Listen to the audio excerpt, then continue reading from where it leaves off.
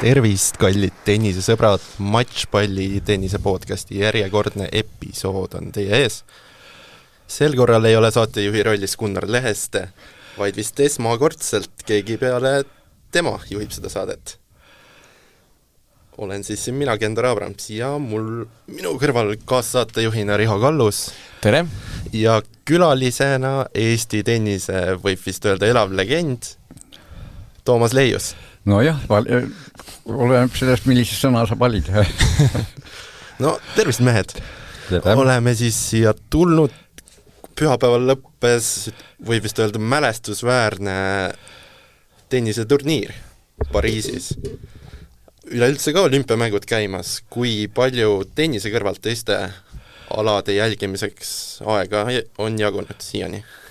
No eks tuleb vaadata põhiliselt väga palju öösel kordussaateid ja kuna ma üldiselt püüan olla kursis kõigega, mis olümpial on toimunud. Eriti mind huvitab väga Hiina ja Ameerika Ühendriikide vaheline heitlus kuldmedalite pärast. Selge, et see, et medalid saavad ameeriklased rohkem. Vaatamata sellele ütleme, et tennisesse praktiliselt nad jäid ikka suhteliselt kuivale ainult mees paarismängus. Olid, nagu öeldakse, tegijad. Aga ülejäänud alad on huvitavad ja on jäänud veel alla nädala ja ega siin see finišheitlus võib päris huvitav tulla. Mis need alad on, mis sind enim paeluvad? Neid on nii palju, nii et ma ei hakka neid üles lugema. ma loen üle siis, Toomas, sest mul on vastupidine kogemus praegu, või hetkel on just see periood, kus ma väga palju pole jõudnud vaadata olümpiamänge. Tahaks küll, aga ei ole jõudnud eriti palju ja ma tean, Toomasega kogu aeg suhtleme ja räägime omavahel. Ma tean, et ta vaatab lauatennist ka väga hästi, siis ta vaatab loomulikult kergejõustik on tal vaadatud. Ujumist vaatab. Korvpalli, võrkpalli, öösel sai, ma ei tea, siiamaani öösel ma vaatasin 2 seti ja esimese seti võitis, vähendab, mõlemad setid läksid meeskonnale, mängisid ju Brasiilia ja Ameerika Ühendriigid ja mõlemas setis need, kes juhtisid päris korraliku eduga, vastupidi just, need tagantulijad võitsid ära ja pärast seda, kui Brasiilia võitis teise seti, ma arvasin, et täna õhtuks aitab küll, et homme vaatan edasi, aga kuna siin läks jutuks, siis kui te ütlete, kes võitis, siis mul ei ole sellist huvi kordust järelvaatamist vaadata. Aga parem, kui te ütle. Millise mulje üleüldiselt eestlaste esitused jätnud on, et siin ujumises tuli 2-7 kohta? Üldiselt väga normaalselt, ega siin palju oli midagi tahta. Ja veel on mingisugused võimalused, aga see on vist, nagu öeldakse, mingi määral utoopilised juba, et saada medalit veel. Kas ongi mingi ala veel jäänud, ma ei ole täpselt kursis, kes veel on jäänud meie sportlastest. Võistlustulle, igatahes ma kuulsin küll, et ratsutamises oli et viidi hobune sinna Pariisi ja ratsanik muidugi ja 3 takistust said üle ja siis selgus, et üle veetakistuse hobune ei suvatse hüpata.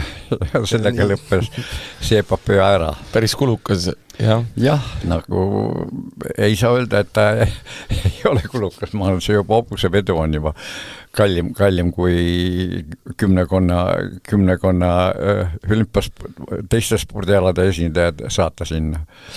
No mina pean ütlema, mina olen suur 10-võistluse fänn olnud juba ammustest aegadest ja võib-olla tegelikult üks väheseid alasid Eesti spordis praegu, mille kohta võib ikkagi öelda, et asi liigub nagu normaalselt ja nagu tõusvas suunas, et ega tegelikult spordiseis on suhteliselt nutune, peab ütlema, et aga see, mis muidugi Hannes Ermiga juhtus, see oli väga kurb vaadata, ma olen tema suur fanatt, aga väga võib-olla ikkagi tipphetk oli see Janek Õiglase teivashüppe moment, kui kogu staadion kaasa tõmmata, et 10-võistlus on alati väga huvitav jälgida.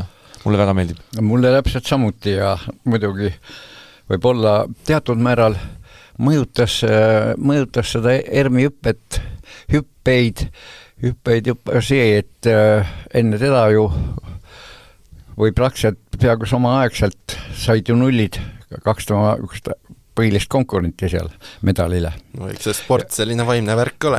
Ja see võist sel momendil, kui ta seda ennem teadis ja sai teada, tähendab, et need on saanud Schottheim oli vist ja Wagner või, jah, et said nulli ja see mõjutas tema õpetust, šansid tõusid ju märgatavalt pärast seda, kui need olid nulli saanud. Aga lähme nüüd siis selle teema juurde, miks me siia tulime. Pariisi tenniseturniir, alustaks võib-olla naistest enne seda, kui me selle mälestusväärse Djokovic'i triumfi lahti lahkame. Naiste turniir siis Championiks tuli Qin Wen Cheng. No jah, minu üks lemmikuid. No meie mõlema üks suur lemmik, võiks öelda. No meil on jah kujunud niimoodi välja, et sageli me näeme mõnda mängijat ja esimest korda näeme. Jah, aga ma arvan, et tema sinu lemmikuks kujunes pärast seda, kui ta oli minu lemmikuks. Jaa, oli küll, tunnistan. Meie ei teinud seda igatahes minule hakkas, kui ma nägin teda esimest korda, aga see oli vist eelmise aasta kuskil, eelmise aasta alguses või mingisugune võib-olla suve poole vaatasin, et see tüdruk eriti hakkasime ta vastu rohkem huvi tundma, kui läks Brad Gilbert hakkas tegelema Coco Gaufiga ja siis Riba tema treener ilmselt seal mingid lahkelid tekkisid ja Riba hakkas tegelema hiinlannaga. Ja pärast seda hakkasid need kohe mitu turniiri mängis juba väga korralikult, aga väga paljudel turniiridel suhteliselt, ma ütlen, 3 või 4 läks ta kokku Iga Swiatekiga, maailma esinumbriga. Ja need olid, ta võitis Iga vastu neid sette, aga muidugi otsustavaks setiks teda ei jätkunud.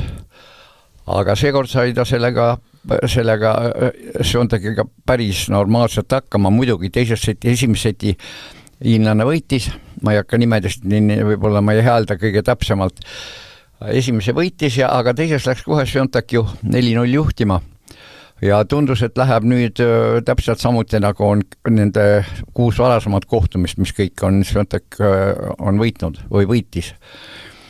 Ja aga siis järgnevast 8 skeemist võitis 7 hiinlanna ja nagu ütleme finaali tagajärg muidugi Vekitši vastu oli suhteliselt suur, ütleme seda, aga mäng oli palju ja seal olid momendid, kus oleks võinud terve mäng teistpidi keerata. Oli see mõnes mõttes see finaali tulemus enne finaali ette teada, me kõik teame, et seal Vekitšil alati ei ole peas need asjad kõige paremini korras, kui me kas või meenutame seda. Ega tal mingit allaandmise momenti ei tekkinud. Ta teises setis oli täiesti võrdne mäng ja seal olid vist ennem olid vist pärast seda, kui hiinlanna oli ees 2-0 ja tegi juba murde, tundus, et nüüd asi võib väga kiiresti lõppeda, aga ma olen seda sageli toonitanud, et naiste tennis hakkabki teise seti keskelt kuskilt sealt 3 aega või isegi natuke see mäng hakkas just õieti sellest seisult, kui oli hiinlane juhtimas 6-2 ja 2-0. Siis ta kaotas esimest korda oma servi ja pärast seda kohe mäng muutus. Riho, oli sinu jaoks Schengi triumf üllatav? Kui kas või arvestada seda, et Austraalias tegelikult aasta alguses tuli see finaali kohta, aga pärast seda midagi väga ilusat seal ette näidata ei ole? No ei saa öelda, et see ei ole üllatus, kui keegi suudab liiva peal Philippe Chatrier väljakul alistada Iga Swiateki, et me teame, kuivõrd ohtlik on liiva peal, just eriti liiva peal maailma esireket, et kindlasti arvestades, et tema oli see, kes lülitas välja maailma esireketi, ta igati vääris seda kuldmedalit. Aga muidugi mõlemal me natuke rääkisime ka Toomasega, kui me seda finaalmängu kommenteerisime, siis just rääkisime seda ja seda mustrit on väga tihti nähtud, seda mustrit nägime me tegelikult ka, kui Iga Swiatek mängis Naomi Osakaga ja oli Naomi Osaka väga lähedal matši võidule ja mis pärast seda juhtus Iga Swiatekiga, kui lihtsalt need järgmised mängud tegelikult tulid, võib-olla sellised matšid, mida nii lühikesi mänge pole olnudki. Ja olümpial oli sama lugu, sest mõlemad finalistid elasid üle matšpallid, olid tegelikult turniirilt väga lähedal juba sellele, et turniirilt lahkuvad ja kui sellistest olukordadest välja tullakse, siis see kuidas öelda, see meeleseisund või sa oled nii raskest seisust välja tulnud, siis pärast seda võib olukord totaalselt muutuda ja minu arust nii mõlemaga, nii kui Wen Sheni kui ka Donna Vekiciga see juhtus olümpial, et väga-väga väärisid mõlemad kindlasti seda olümpiafinaali kohta. Mõlemad võitsid ju maailma esinumbrit ja teine maailma teist numbrit, jah, Coco Gaufi võitis ju Vekic just täpselt. Ja küllalt kindla tagajärgega. Schengi üks kohtumine ongi, mille ma tahaks eraldi välja tuua. See toimus veerandfinaalis Angelique Kerberi vastu. Võitis seal siis avaseti 7-6, teise küll kaotas ja otsustavas juhtis 4-1. Mitte juhtinud, vabandust, oli taga 1-4. Kui Wen Sheng, jah. Ja siis tuli sealt kuidagi välja. Minu jaoks väga üllatav, millise turniiri Kerber kokku pani, arvestades seda, mis tal siin nüüd see aasta on näidata olnud.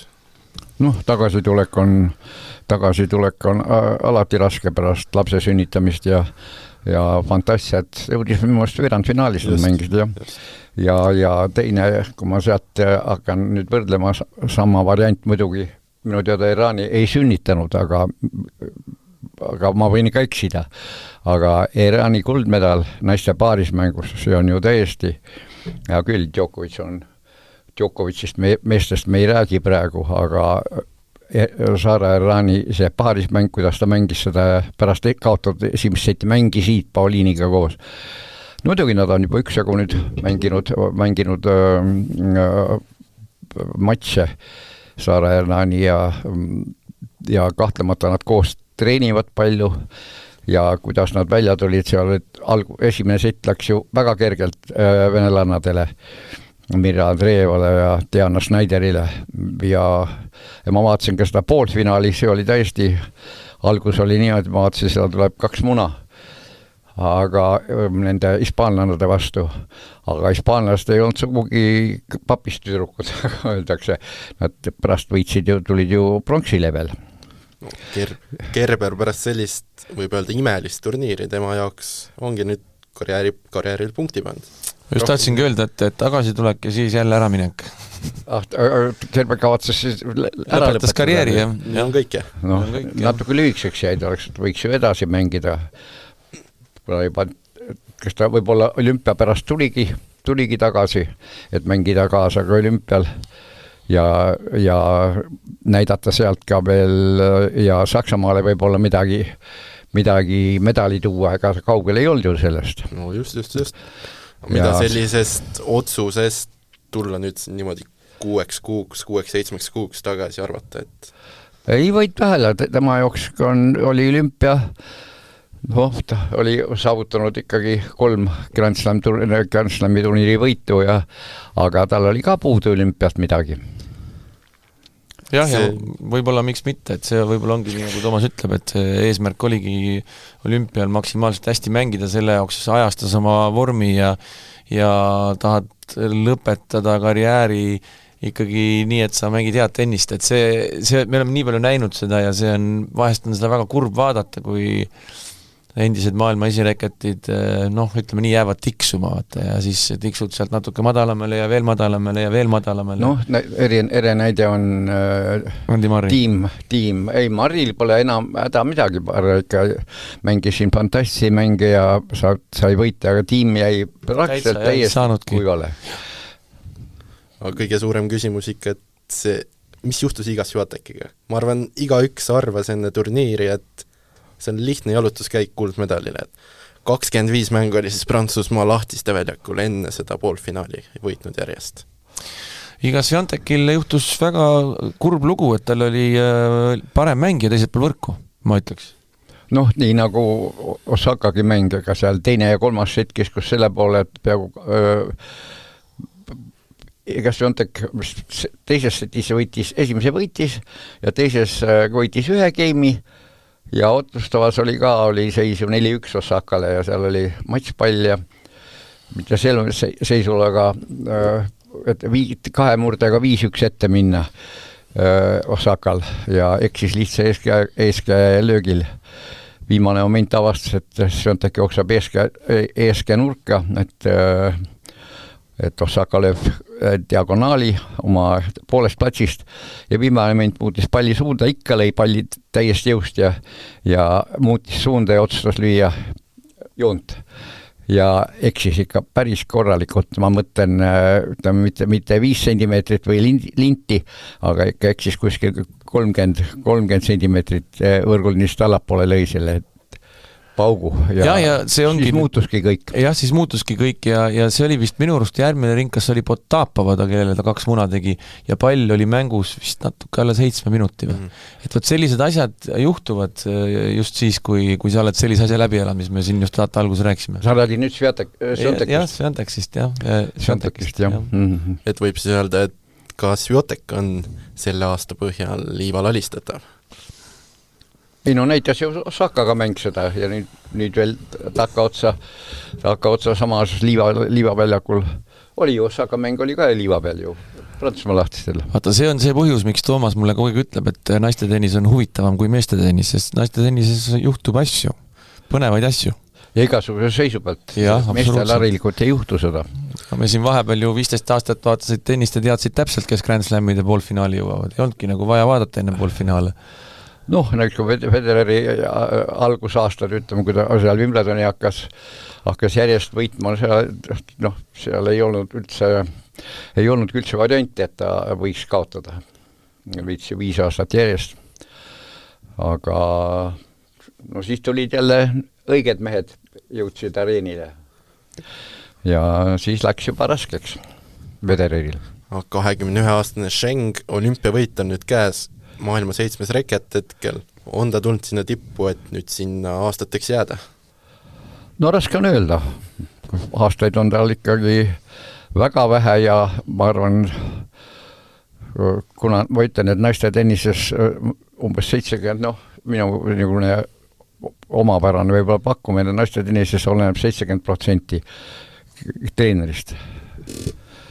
Ja sageli mõned mängijad küllaltki juba aastates võivad fantastiat hakata hästi mängima ja siis hakatakse nagu otsima seda, et kuidas see nii sai juhtuda. Küsimus on treeneris. No ühtepidi treeneris ja teine asi, mida ma tahaks veel lisada siia on see, et just minust Qinwen Sheng on ehe näide sellest. Ma jälgisin ühte uuringut, kus võrreldi maailma top 5 ja maailma top 25 mängijaid, et mis see siis nagu vahe on, et kas neil teevad rohkem trenni, teevad paremini trenni, on neil dieet parem, on neil füüsiline parem ja kõiki näitajaid võrreldi ja ikkagi lõpuks jõutakse 2 kõige olulisema asjani. On see, missugused mõtted sul seal peas on, et tippmängijatel on palju positiivsemad mõtted peas ka siis, kui ta kaotab punkte. Ja teine asi, mis on see, mida tegelikult Qinwen Shengi puhul on ka näha, on see, kuidas suudetakse peale väga intensiivset punkti, väga kiiresti oma hingamine ja kõik taastada jälle, et sa lähed jälle uude punkti niimoodi, et sa oled täiesti nagu suudad nagu rahulikult jälle olla ja lõdvestuda. Et see on nagu 2 sellist näitajat, mida arvatakse, mis on nagu tippudel põhiline erinevus.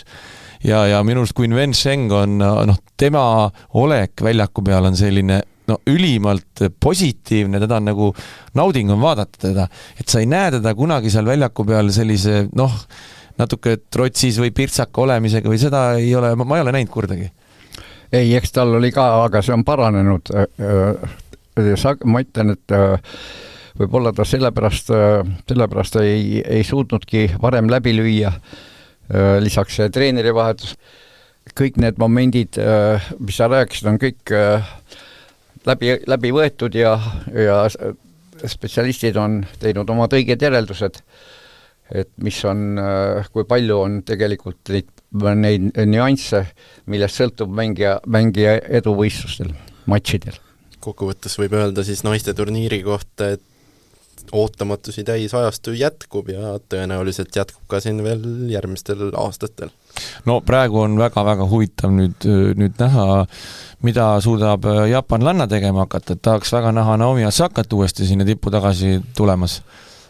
Mänguliselt on tal kõik korras, aga ikkagi mängupraktikad on suhteliselt viimasel ikka natuke pikaks läks see periood. Ja temal tekkis ka ju see küsimus, et kui ta läks lahku oma treenerist pärast seda, kui ta oli 4 Grand Slam turniiri võitnud ja pärast seda motivatsioon kadus ära ja treeneriga ta otsustas treeneriga ära lõpetada, seal olid niisugused kõrvalised momendid. Jah, ja ma usun, et võib-olla naiste tennises need nagu neli suuremat nime, kes täna seal tipus on, räägime Sviantek, Rybakina, Sabalenka ja Kauf, siis ma usun, et selle nimekirjaga liitub päris kiiresti Mirra Andreeva. Praegu venelastel väga huvitav mängija Diana Schneider, kes ka siin praegu praktiliselt keegi ei teadnud, kas õieti midagi. Ega väga imelik, et nad muidugi selle paarismängu kaotsid. Ma olin täiesti veendunud, et pärast seda poolfinaali on et nad ikkagi võidavad itaallanasid, Pauliinid ja Erranit. Aga Errani tegi selle asja oma suurte kogemustega, leidsid õige taktika ja võitsid teise seti ju 6-1 ja 10-7 võitsid siis otsustavat seti mängiti ju paarismängudes 10 tiebreak ja võitsid 10-7. Aga ma arvan, et oleks aeg nüüd minna meeste turniiri juurde, kus siis finaalis Novak Djokovic alistas natuke vähem kui 3 tundi kestnud mängus Carlos Alcarazi. Te mõlemad seda finaali kommenteerisite. Oli see üks teie elu parimaid tennisemänge, mida te näinud olete? Minu jaoks igal juhul, sest ma olen ka üksjagu neid mänge näinud nii varem kui ka võib-olla põnevuse poolest raske öelda.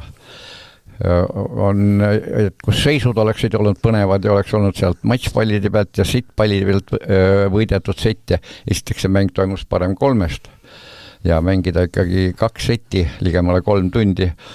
Meeste mängus, Djokovic'i mängus läheb väga palju aega selle palli patsutamisel enne pallingut ja lisaks ta kasutab maksimaalselt ära kogu aeg selle aja, mis on eelmise punkti ja tema esimese seri vahel. Ja veel rohkem aega läheb selle peale, kui ta sageli enne kui ta servib oma teist servi. See võtab päris palju aega, selle tõttu see mäng läkski väga pikaks. Riho, kuhu sinu tennise kommentaatori, tennise fänni pingereas finaal paigutub? Jaa, ma arvan, et top 5 kindlasti võiks olla. Võib-olla mis Toomas ütles, et sellised tihtipeale need sellised emotsionaalsed momendid, kui keegi on väga maas ja matšpallid ja suudab sealt välja tulla, et seda otseselt ei olnud, aga kui vaadata seda mängu, see oli ülimalt kõrgetasemeline ja mis kindlasti selle mängu puhul jääb meelde, on ikkagi see, kuidas suurmeister suudab tähtsaid punkte mängida, et kogu selle mängu, ma ütlen ausalt, mina enne finaali Toomasega arutasin ka ja Toomas ütles, et Djokovicil on väga head võimalused. Ma ütlesin, et ma lihtsalt, kuidas on võimalik Carlos Alcarazile riiva peal palli maha lüüa, et see on niivõrd keeruline ülesanne ja see tempo on nii meeletu, et kuidas Djokovic sellega hakkama sai ja esimene sett nägime 6 äralööki Djokovicilt, 24 äralööki Alcarazilt, aga seti võidab ikkagi Djokovic. Kõik statistika rääkis Carlos Alcarazi kasuks ja teine sett Djokovic mängis veel paremini, et tundus või ise mõtlesime, et 1,5 tundi mängu, et kas ta tõesti jaksab nüüd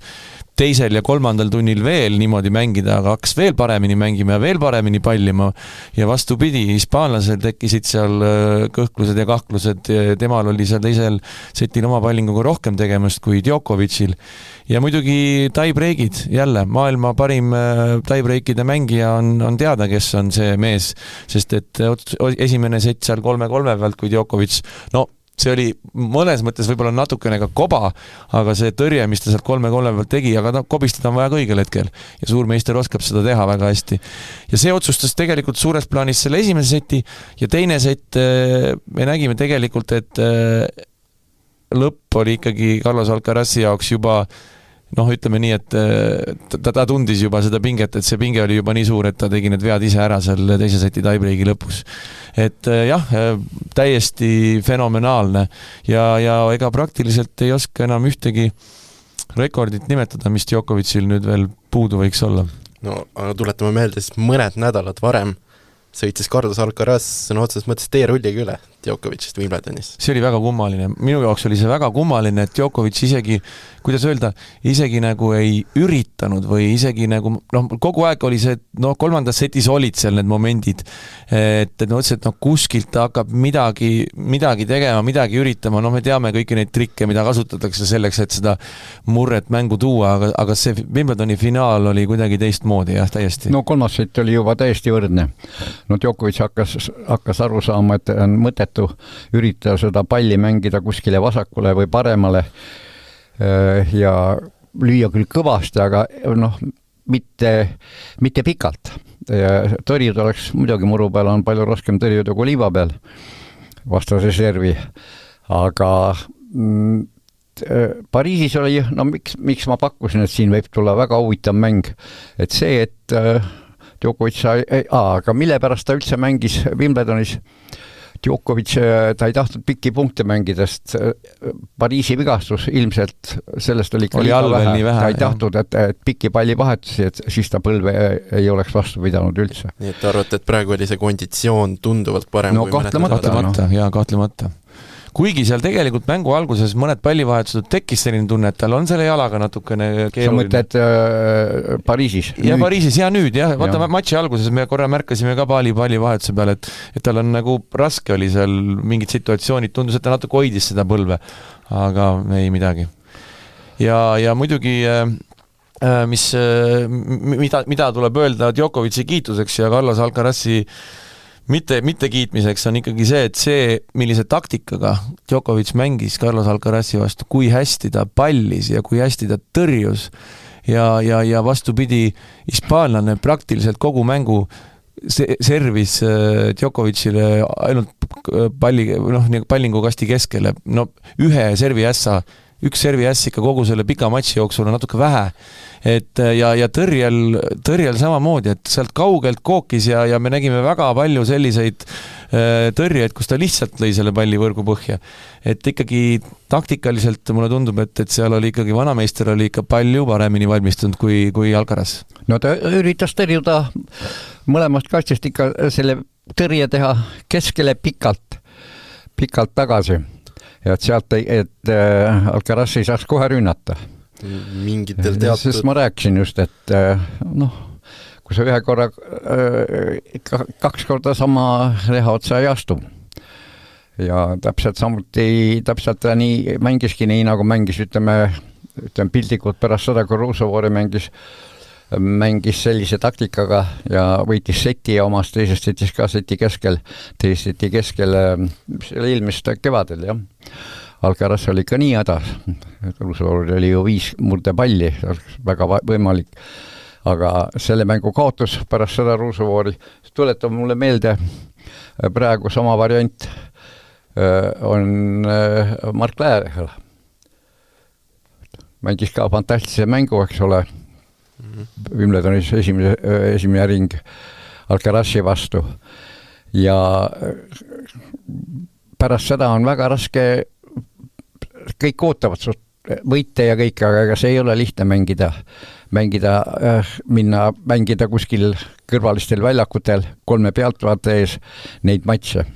Võib öelda ka, et Alcarazil on ikka siiamaani teatud momentidel närvidega mingisugune häda. Et Margi pärast või? Ei, ta ei usu, et selle pärast. Aga eks tal on teistes mängudes ka olnud siin, et mängu algus ei ole olnud võib-olla kõige kindlam aga ütleme selles finaalis ma arvan, et ta ikka arvas enne mängu, et kui ta 2 setis ei võida, siis ta 3 ikka võidab. Aga juba siis, kui hakkas lähenema see teise seti tiebreak ja oli näha, et ta väga vähe sai teises setis Djokovic'i mitu geimi läksid järjestist, 3 esimese geimi jooksul sai 1 punkti ainult tõrjest Alcaraz Djokovic'i pallingutest. siis tuli üks game oli mängu ja kui sa ühe tiebreaki juba kaotad päris kindlalt, mitte kindlalt, aga ikkagi, mis oli 7-3 või? Esimese seti tiebreak. 3-2, jah. Ja Djokovic alustas ka fantastiliselt, mängis esimese punkti lõiu, kaks ühesugust punkti mängis. Teeks pallivahetus ja lõpuks punkt lõpetas Djokovic ära löögiga. Nii et ja samuti tegi ta selle sama kombinatsiooniga võitis teist korda veel seisul 2-2. Ja see murdis nüüd Alcarazzi lõplikult. Pärast seda Alcarazzi ei saanudki enam ühtki punkti. Finaali lõpp oli muidugi ääretult emotsionaalne. Neid kaadreid, mis üle maailma läksid, neid oli imeline vaadata, ütleme niimoodi. Oli see üllatav?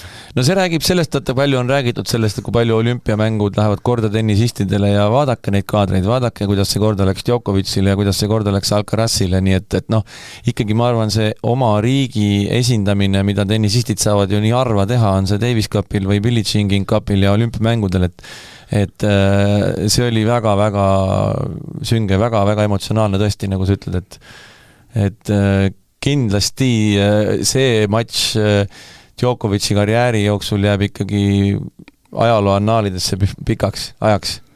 No aga loodame, et tema tennisekarjäär jätkub. Tahaks näha veel selliseid matše. Ja muidugi väga huvitav seekord jäi meil nägemata, kuidas Sinner oleks esinenud olümpial. No sinna ma tahtsingi jõuda, et Djokovic andis finaali järel ühe intervju, kus ta ütles, et ta tahab tulla 2028 Los Angeles ja oma kulda kaitsta. Isegi niimoodi, ma ei mäleta isegi, et ta sellise lause oleks öelnud. Aga ma siis ei kuulanud seda, eriti palju seda intervjuud. Huvitav, kas ta 2032. aasta olümpiamängudest ei rääkinud midagi, ei maininud?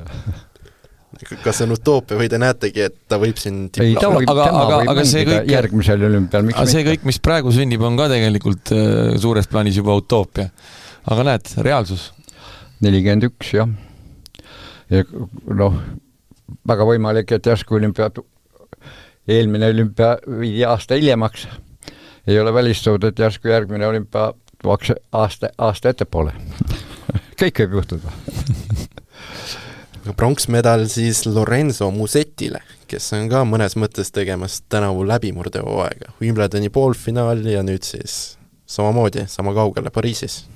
No me oleme nii palju jahunud sellest, kui me ülekandeid teeme ja kommenteerime tennist, nii palju oleme rääkinud sellest, vahepeal oli siin see situatsioon, kus enam esimest korda tennise ajaloos ei olnud mitte ühtegi ühe käega tagakäelist top 10 hulgas ja praegu on neid mehi palju ei ole, kes seal 100 hulgas ühe käega tagakäelt löövad, Musetti, Dimitrov, Šapovalov ja ega seal vist rohkem, ma ei teagi, võib-olla mõned on veel, aga neid on väga väheks jäänud ja Grigor Dimitrov siin on võib-olla natukene halb näide, sest temal on maailma parim tagakäes lõige, et ta suudab niivõrd palju, ta mängib enamus lööke tagakäega lõike pealt ja tal on see nii terav ja nii pikk lõige, et seda ta päästab, aga kaetud, Tsitsipas ka loomulikult, et aga need kaetud tagakäega ühe käega mängijad, et nendel läheb üha raskemaks ja raskemaks, aga Lorenzo Musetti on tõestanud vastupidist ja ausalt öeldes minu jaoks on see küll meeldiv üllatus, et Musetti on ikkagi võimeline maailma parimatele vastu astuma suurtel turniiridel.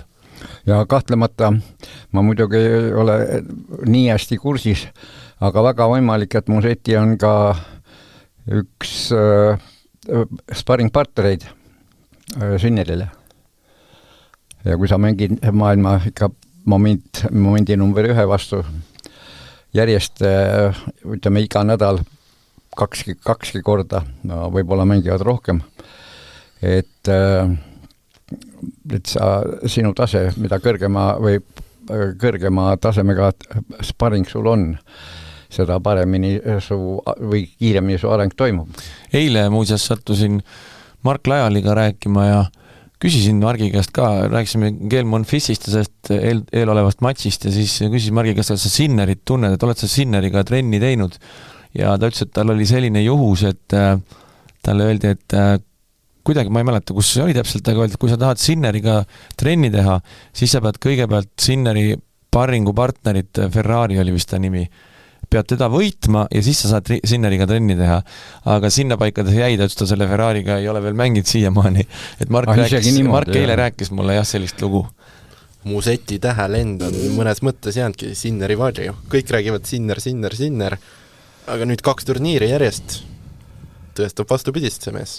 Jaa, aga tegelikult meil Itaalia tennis tervikuna me näeme siin üha rohkem ja rohkem. Berrettini comeback, loomulikult Berrettini on ju tükk aega tippmees olnud, top 10 mees ja Wimbledoni finalist. Sealt tulevad Kobollid, sealt tulevad tegelikult Sonego, kes võitis ju Davis Cupi otsustava matši koos Sinneriga, Musetti nüüd, et neil on neid mehi nagu üks jagu, kes seal see teine noormees veel oli, keda me vaatasime, et lisaks Kobollile, kes mängib fantastiliselt hästi. Nii et neil tuleb neid kogu aeg peale ja vaatad iga nädal ATP tuuril järgmine itaallane üllatab. Võtame veel ja naistel. Ja küll, Errani on ja küll aastates mängija, aga nüüd ilmus itaallastel hulga aega naismängija nüüd. Paulini on ka mänginud ju fantastist ja nüüd veel lisaks paarismängu olümpiavõit ja olümpiakuld ja eks see annab talle kõvasti enesekindlust juurde.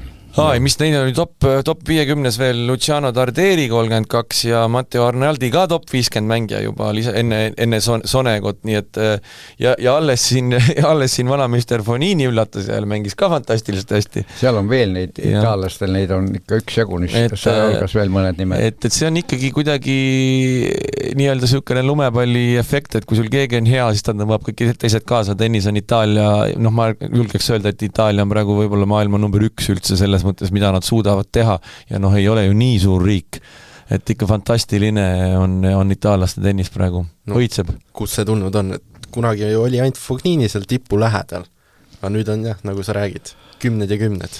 Seal tuleb ikkagi öelda, et on väga head tööd teinud Filippo Valandri, kes on tegelikult ju juhtimas seda laeva seal ja minu arust tema on ju ka Davis Cupi kapten neil, et järelikult tehakse õiget asja.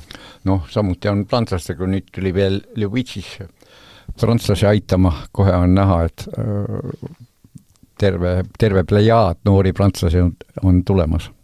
Ja muidugi ikkagi niisugustel tenniseriikidel, kellel on turniirid, kellel on ATP Challengerid, VTA turniirid, Masters turniirid, nad saavad oma mängijatele võimaldada siis ikkagi shortcuti tippu.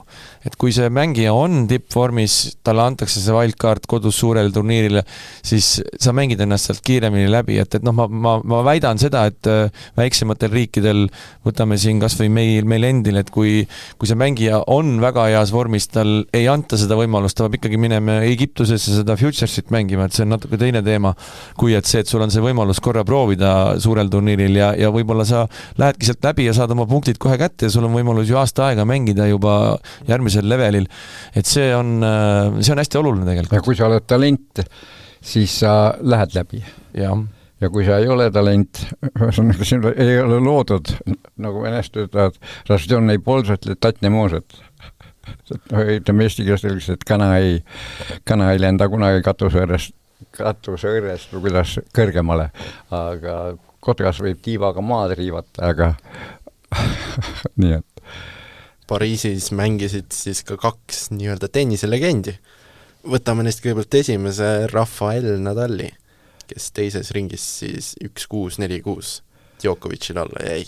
Aga ta oli teises setis tuli 4-0-4 pealt järgi ja ma ei ole sugugi kindel, kuidas see mäng oleks lõppenud, kui Nadal ei oleks eksinud 2 löögil. Ta läks 2 korda ära lööma, 1 korra eeskäega, 1 korra tagakäega, seisul 4-4. Oleks ta selle oma servi võitnud 5. game'i järjest, ei ole sugugi välistatud, sest Nadal mängib ka väga hästi tiebreaki. Oleks seal tiebreaki läinud see teine sett, kuidas see kolmas sett, kui Nadal oleks võitnud teise seti, see oleks ja kõik, aga see õige mäng hakkas alles siis. Jah, Nadalist on muidugi ülimalt kahju. See, mis Prantsusmaa lahtistel juhtus temaga kohe avaringis Zverev vastas, nüüd olümpial kohe Djokovic vastas.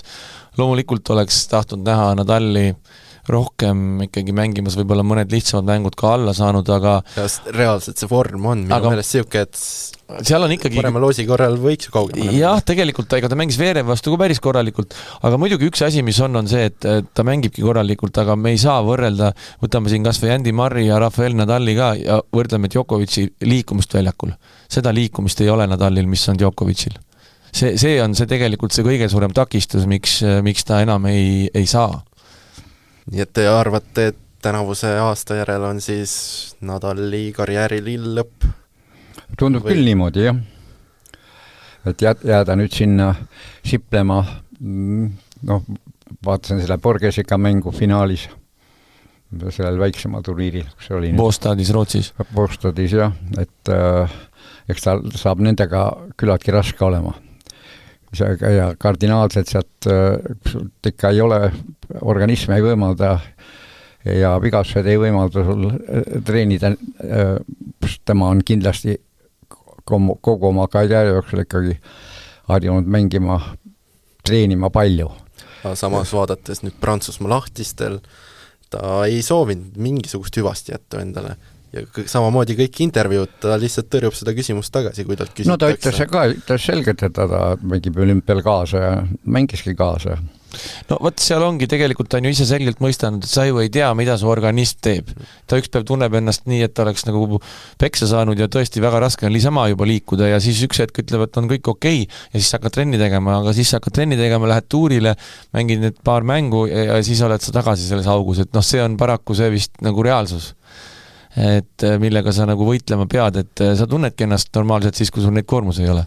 Ja mingi variant on ikkagi õhus, et äkki teeb midagi. Muidugi oleks tore, aga teistpidi kindlasti, mida ei ole tore näha Nadali niimoodi langemas, et ta kukub ja kaotab, ta ei ole kindlasti selline mees, kes võiks nii lõpetada, et ta on juba üksjagu tegelikult üritanud. No ta võitleja hing on muidugi meeletu, et ma ei tea, mis selles ei ole kahtlust muidugi.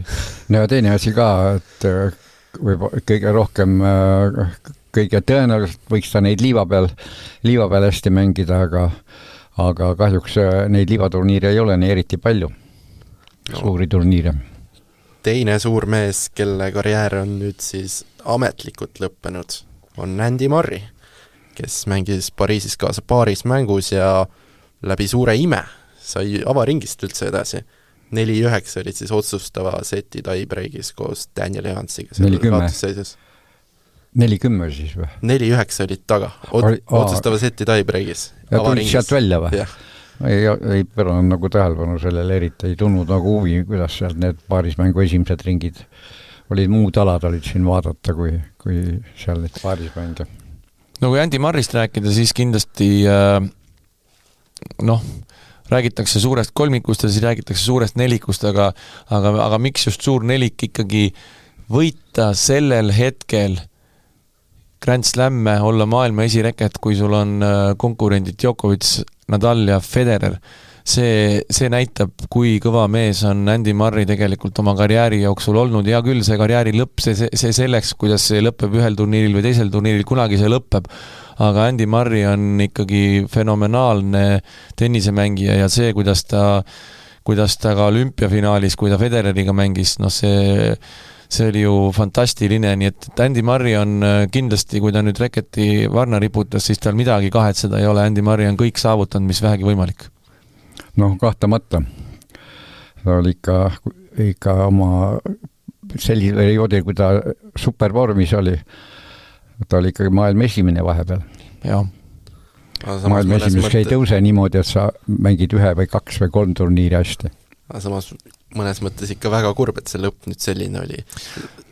Jällegi, et vaata praegu selles ajastu hetkes vaatad sa seda lõppu, kui sa vaatad nagu seda tervikpilti, siis pole siin põhjust mitte millegi üle kurvastada, et Andy on ikkagi kõik saavutanud ja veel kord just nimelt, et me teame siin neid tennisemängijaid küll, keda võib analüüsida, et parim eeskäsi, parim tagakäsi, kõik on väga hea, super võitnud kõiki asju, ainuke probleem, mis neil on sünniaasta. Need on sündinud selle samal ajal, kui nende konkurendid on Djokovic, Nadal ja Federer. Neid mehi, kes on jõudnud sinna maailma teiseks ja jõudnud kuskile finaalidesse ja poolfinaalidesse, võtame siin need Ferrerid ja Berdichid ja Tsongad ja nii edasi, seal on neid mehi veel, eks ju, kes ongi, me oleme ükskord Toomasega vaatasime ka, et kelle profiil on suht sarnane, kes on nagu täpselt niimoodi, et jõuavad sinna teiseks ja kolmandaks, Dimitroga samamoodi, tema on ka pidanud nende meestega võitlema kogu aeg, nii et neid mehi jätkub. Aga Andy on selle ikkagi ära teinud. No Andy on siiski võitis 2 olümpiat järjest. Ja täpselt, et Andy ja on küll ikkagi... ütleme küll sellist mängijate hulka ja kes ikkagi ka valmistusid olümpiaks ja neid on praegu värgatavad rohkem, kui oli, ütleme siin 2012. aastal Londoni olümpiaturniiril ja Rios 2016. aastal. Seetõttu võib öelda, et see olümpiavõit nüüd oli see, mis olid need 2 aastat. Aga ta mängis siis, ta oli selle vahepeal ja sama aastatel oli ka maailma esimene ka nii paaril korral vist tõusis seal. Ta võitis ju 2 korda ikkagi Wimbledoni. Djokovic'i nüüd selline üliemotsionaalne olümpiavõit, võib see tulevikku vaadates anda sellele tenniseturniirile olümpial mingi teistsuguse tähenduse, et kõik vaatavad, et oi kui ilus, oi kui tore, et tahaks ka osa saada. No ma arvan kahtlemata, ma arvan, et see on üks ilusamaid olümpiatenniseturniire üldse ajaloos võib-olla ja just arvestades ka seda, jah, natukene varjutab see, et oleks ikka tahtnud Jannik Sinnerit seal näha, aga tagantjärgi see, et Alcaraz ja Djokovic mõlemad sinna finaali jõudsid ja sellise etenduse finaalis andsid, ma arvan, et see on ikkagi Pariisi olümpiamängude üks tipphetkedest. No kahtlemata. Vedas muidugi, mõlemal vedas sellega, et suhteliselt lihtsad tabelid olid.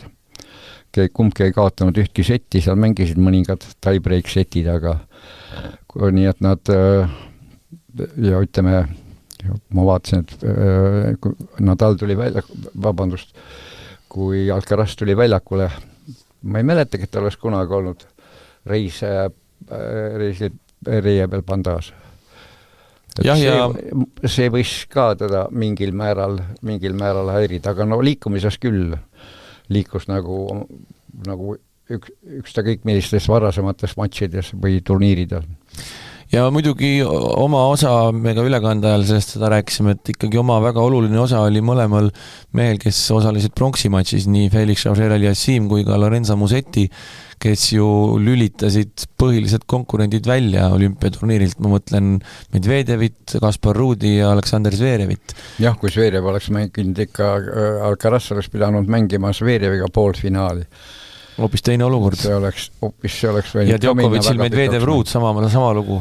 No eriti just Zverev, sest et Zverev lülitas eelmisel olümpial Djokovic'i välja ja miks ta ei oleks võinud ka seekord Alcarazi välja lülitada, parem 3. Ka Zverev märksa lihtsam olnud mängida ja võita kui parem 5. No aga tennise hooaeg läheb siin nüüd kiiruga edasi. Praegu USAs mõned väiksemad turniirist, siis Mastersid, siis US Open.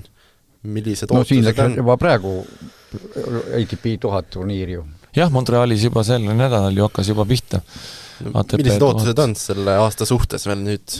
Kõik läheb nüüd edasi. Olümpia on 2 nädala pärast või 6 aja pärast on olümpia juba unustatud. Ja kõik jätkub vana traditsioonilisel moel. Kõik valmistuvad Ameerika jaoks, kes praegu see loogiline, et Alcaraz ja Djokovic ei mängi sel nädalal, võib-olla ei mängi ka järgmisel nädalal, ei ole sugugi välistatud, või üks ei mängi. Ja siis ega seal polegi enam palju jäänud US Openini.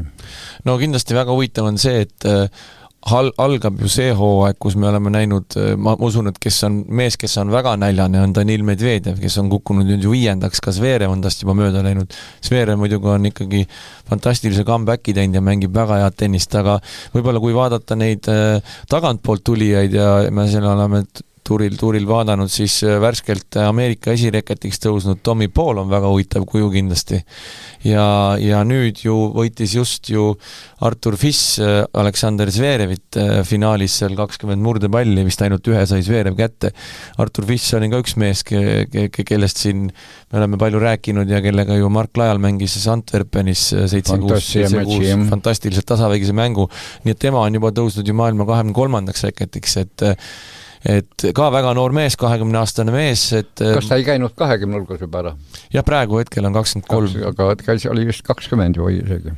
No Eesti tennisel täpselt samamoodi meestes ja huvitavad ajad, et Mark Lajal küll pärast Alcarazile alla jäämist midagi ilusat seal USAs korda ei saatnud, aga nüüd võiks selle aasta lõpuga mingisuguse pinnase leida järgmiseks hooajaks äkki. No eelkõige on väga huvitav kindlasti, Eesti tennisesõpradel on kindlasti suured lootused uue treeneri Wayne Blacki osas, et kogemustega mees, Grand Slami võitja paaris mängus olnud ise kunagi üksikmängus päris kõrgel ja tema on Miomir Kecmanovici treenerina töötanud, et ma eile tegelikult juhuslikult sain temaga ise tuttavaks Fooruse spordikeskuses, põgusalt rääkisime, et Toomas on seda väga tihti öelnud, et kui on õige treener, hea treener, siis need muutused võivad tulla väga kiiresti.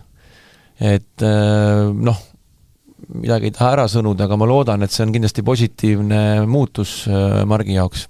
No täpselt samuti nagu ütleme sparringpartnerid, treeningupartnerid mängivad tähtsat rolli, mängivad ka meeste osas siiski.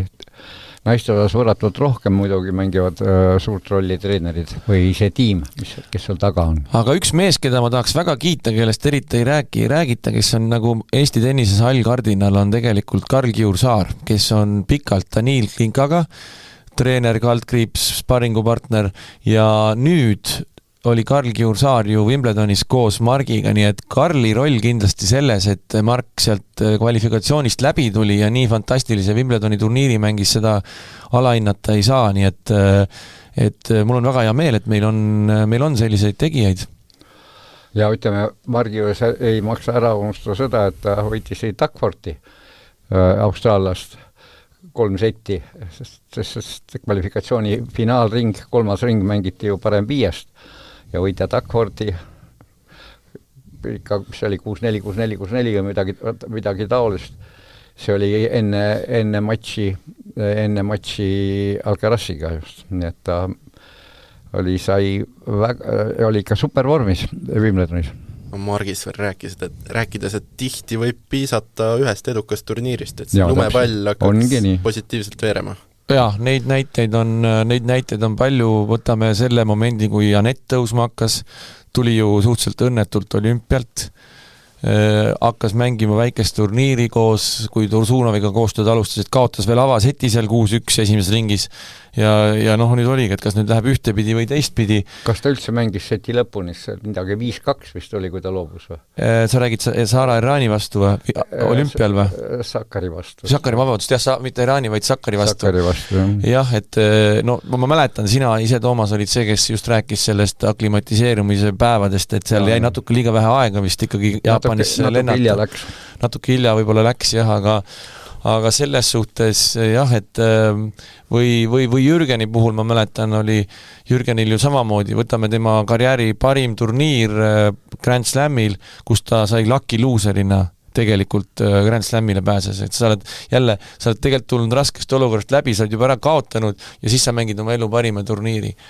Üks periood oli, kui ma ise vist olin turniiridirektor, Tallinnas oli $15,000 turniir ja Jürgen oli juba päris kõrgel muidugi, aga tal ei olnud lihtne periood ja siis ma mäletan, ma just pakkusin Jürgenile, et ta mängiks kaasa seda Tallinna turniiri ja ta oli seal väga hädas, kas teine ring oli vist set ja 4-1 maas või mingi selline seis oli. Mõtlesin, et kaotab Futuresi seal teises ringis juba, et ei ole õnnetu. Tuli sealt läbi, võitis turniiri, järgmine nädal Soome, võitis Challengeri. Põmm. Ehk siis need asjad võivad tennises, selle ebaedu ja edu vahe võib olla nii õhkõrn teinekord, et lihtsalt anna endale võimalus ja teinekord just siis, kui kõige halvemad asjad suga juhtuvad ka kõige paremad asjad, et seda on nii tihti nähtud. Loodame siis, et Margi puhul on see lõpp sarnane. Mina aga tänan teid mõlemat, et leidsid aega siia kohale tulla. ja tõmbame tänasele saatele otsa alla. No kohtume, loodame veel. Tänud! Nägemist!